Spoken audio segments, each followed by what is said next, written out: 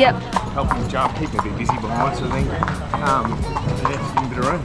Yep, let him do a little bit. Let him do a little Yep. bit, yeah. Run up and then choose that before they left.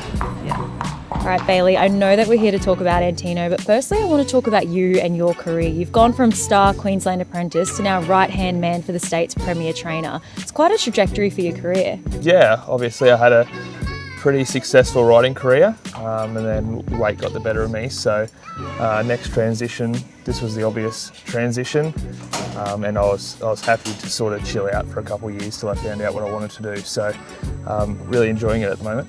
Yeah, I bet. And so future plans, you're obviously learning from the very best. Is there any chance that in the future we might see your name back in the book, but this time as a trainer? Yeah, I think so. I'm sort of in that middle space at the moment, trying to figure out what I want to do. I'm quite happy travelling the horses at the moment and learning as much as I can. So look, it's definitely on the cards to want to train one day. But happy doing what I'm doing, but it is something I'll look at doing in the future. Yeah, travelling those horses, like you said, especially coming down here, you're in the Kiramar barn. Yeah. There's a great opportunity to learn a whole lot. There is, and I've learnt so much already.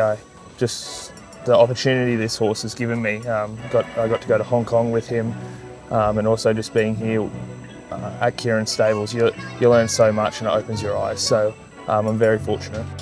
What's your name? Angela Jones. Thank you. Who are you on? Antino. Lenny.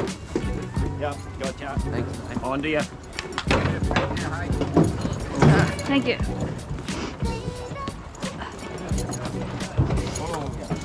So we're all set for the first jump out of the morning. Starter lets them go when they're on their journey, and another Prophet was slow into stride, goes back towards the end of the field. Beginning fast out there was Just Folk. Straight to the front with also Damask Rose on the outside, and Ambassadorial is right there as well. They're being followed by La Dorada, who gets up on the inside, and then comes another Prophet who was able to make up ground. Antino's well back in the field. Middle Earth is on the outside, followed by Cesuro. And also right there as well is Angland as they continue up around the turn. Well back in the field then is Regal Lion as well. And also back there as well is Strawberry Rock. They're in the straight though, and the front runner here now is La Dorada.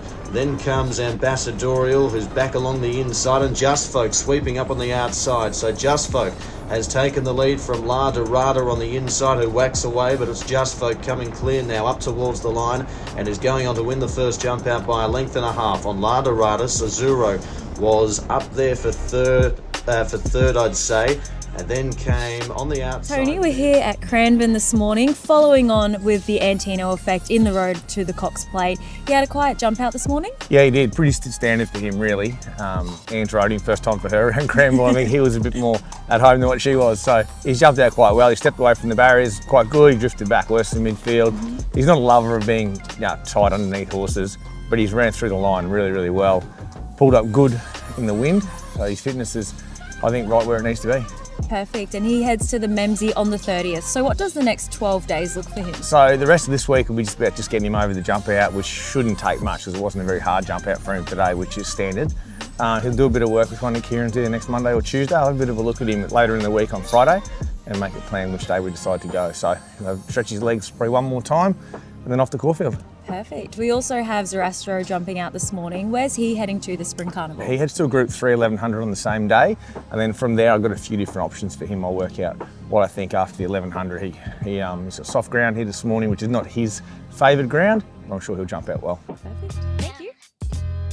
Now on to Antino, like you touched on. You've been able to travel with him. This is your second season down here for a spring campaign. How does he compare this season to last? Definitely settled in a lot quicker. Last spring it took him probably a couple of weeks to get onto his feet and settle right in, but look, he settled in super this time.